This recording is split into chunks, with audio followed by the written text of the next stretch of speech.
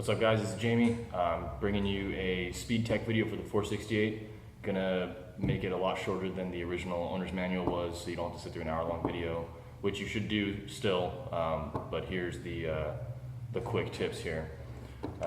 First I'm gonna start out with the fire selector. Some of you guys' 468s are going to not work when you try and put it into safe mode. I've heard of this problem before, and it's because people aren't pushing it all the way up into safe mode. This is the correct position for safe mode for the most current 468. So if you have that problem with your safety, push all the way up like that, and it does actually lock the trigger, and that's how that's supposed to work. All right, so let's get right into it. I'm gonna tear it open and show you guys how to get into all the areas of the 468 that require maintenance regularly. All right, so we're gonna open it up, rack it back. You should already know how to do that. Let's go ahead and pop the rear body pin, open the 468 all the way up. I'm gonna get rid of the upper receiver since we're not really gonna be using that. Move this away. And so now we're left with the lower receiver and the trigger frame. All right. So let's go ahead and pop out this body pin right here to get rid of the mag wall. If you can't do it with your hands, you might need to use a tool. I'm gonna use a punch. All right, I'm gonna put it in my lap here so I don't move the camera. I'm just gonna knock it past the detent. See, that's all I did. Just one little tap to get it out of the detent. And now you can pull it all the way out. Now your anti-ball drop and the mag will all come off at the same time. So keep those together, all right? On the side. And now we're here. So now what we're gonna do is get into the back. We're gonna take out the velocity housing and the velocity spring. First, one thing I wanted to show you is that if you ever get a leak from the back of your ASA and you know it's not your tank, you can diagnose that by putting a tank O-ring inside the ASA before you screw the bottle back on, and that'll actually create a seal between the tank and your ASA.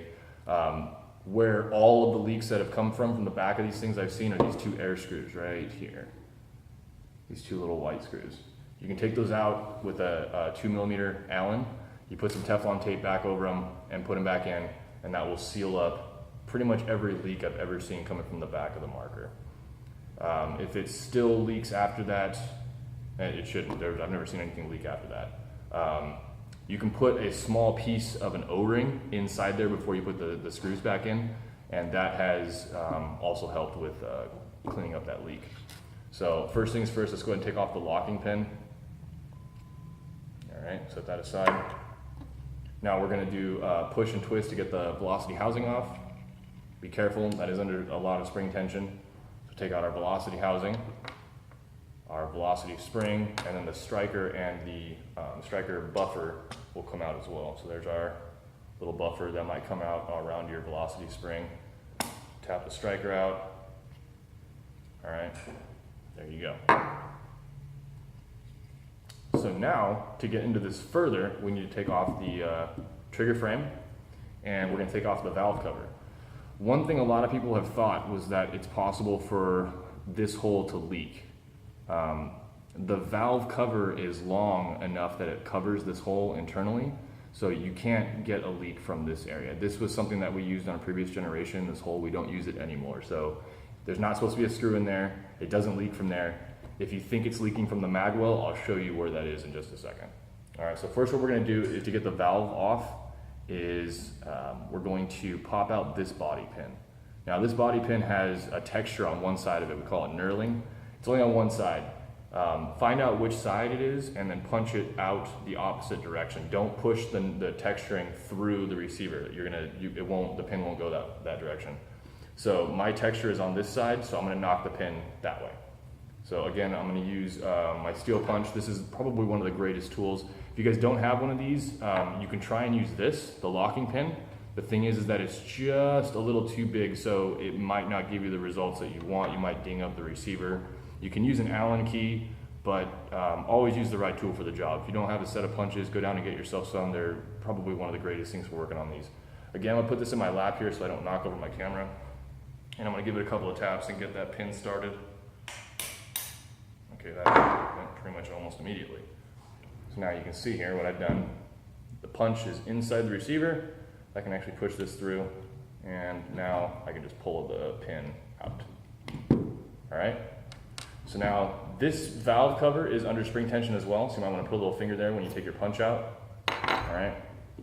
See how it comes up? So there's our valve cover. Now, 2 more air screws right on the top there above that spring. Those, same situation. If you think it's leaking from the mag well, that's probably where it's coming from. All right. You guys can take out your poppet and the poppet spring. I'm just going to use an Allen key here to grab the spring and take it out. So there's our poppet spring. If you ever have a leak that seems to be coming from the mag well and these things have already been replaced, and you've already replaced this O-ring around your valve cover and you made sure it's lubricated, there's a chance that the surface of your poppet is not completely flat anymore and it's not sitting against the valve correctly. So first things first is always make sure the flat part of this poppet is facing up. You'll be able to see it in that hole right there. And make sure that this surface that touches the valve is completely smooth. It has to be completely smooth. If you see a crack in there, it's no good. You got to replace the poppet, all right? That's pretty self-explanatory. I'll set that aside because you guys already know about that. Farther down this direction, we can use a slightly, I think this is a 3mm Allen to take off the trigger frame. I'm going to go ahead and there's a screw here and there's a screw right here. I'm going to go ahead and take that off really quick.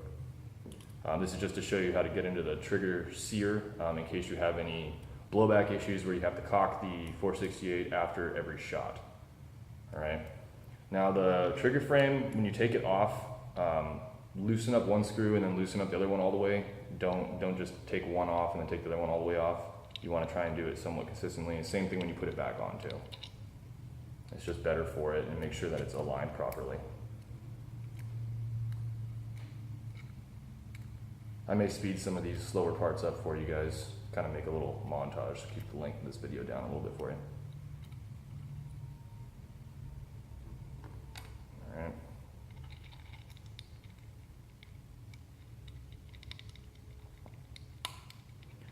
One thing to note on these screws, they have a little lock washer on them. Is that focusing? Kind of. And more importantly, the one on the front, you'll see that the screw head and the washer are both in this little channel on the top there. That's important. If you put the washer below that, it won't work correctly. Your angle of engagement for the trigger steer won't meet the striker correctly. So make sure that the washer and the screw head are both in that little channel right there. Simple rules of reverse engineering, just make sure it's the same way that it was when you took it off and you put it back on. All right, so now we have our receiver, pretty much OEM. The reason why I wanted to get into this is because if you need to take the valve out, I'm not going to do it here, but if you need to take the valve out just so you can maybe run a squeegee through this thing, you want to get it completely clean, the hole where you screw in the front trigger frame screw is actually, there's a flathead screwdriver groove on there, and that will come out, and that is what holds the valve in place. So once you take that out, you can knock the valve completely out the front and you'll be able to clean this whole unit here. There's one other body pin that is holding it in place. You can see it right there. Now punch that out the same exact way I showed you how to do the front one, and then this channel will be completely clean and you can run a squeegee through it if you so wanted to. I've never had to do that in my history of teching 468, so I don't foresee you having to do it, but if you ever needed to, that's how you do it. So we'll set the upper or lower receiver aside for now. Now the trigger sear, what you want to do is make sure that this corner right here of your trigger sear, the part that actually touches the striker, is a nice clean angle. If it's starting to round off or starting to burr or flash, trade out the trigger sear, because chances are you're going to start getting jackhammering or you're going to have to start caulking it back after every time you pull the trigger. The way to take out the trigger sear is with that body pin right there. Same thing, use a small punch. It only goes one direction, punch it out, and the trigger sear comes directly out. It's hooked in on the back with one spring, so one side comes out, you unhook the spring, new one goes in, hook on the spring, put it down, put the pin through it, and it's done. This is a really, really easy thing to work on. The safety, if you want to get the safety out, what you do is you turn it to, I believe it's the safe all the way down position, and then this will come straight out. So if your safety is really loose and you don't want it to be, take it out, put another O-ring on the safety, and then put it back in so that the O-ring is in between the safety lever and the body. And that'll give it that extra tension so that way it doesn't flop around on you. All right, that's pretty much it, guys. I'm gonna go ahead and put it all back together, and I'll speed up through that so it's not so boring.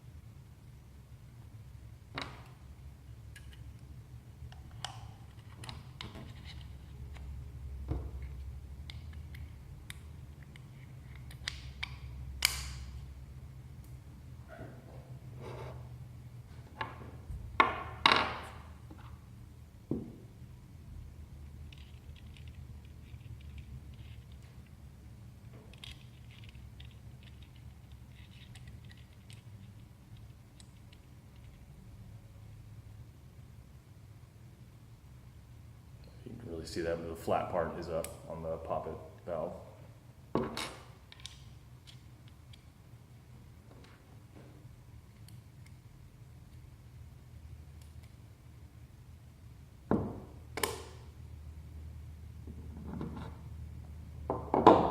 All right, so one thing I'm going to show you here is for these pins, you see how I'm about to get into the texture part. I can't push it back in with my hand, so I'm going to use the punch. Now I'm not going to use the little punch because that would be really hard to aim on this little point here.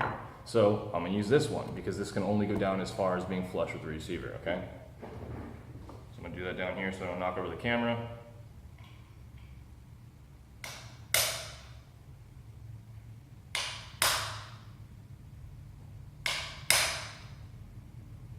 One more.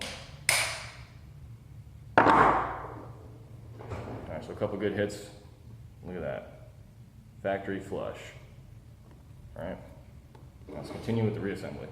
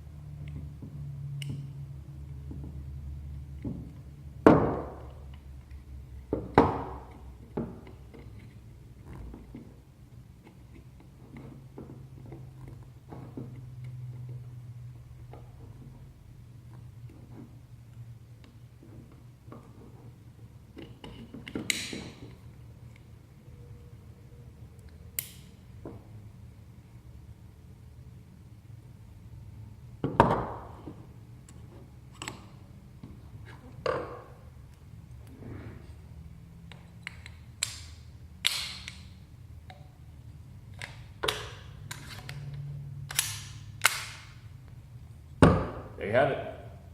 Happy hunting.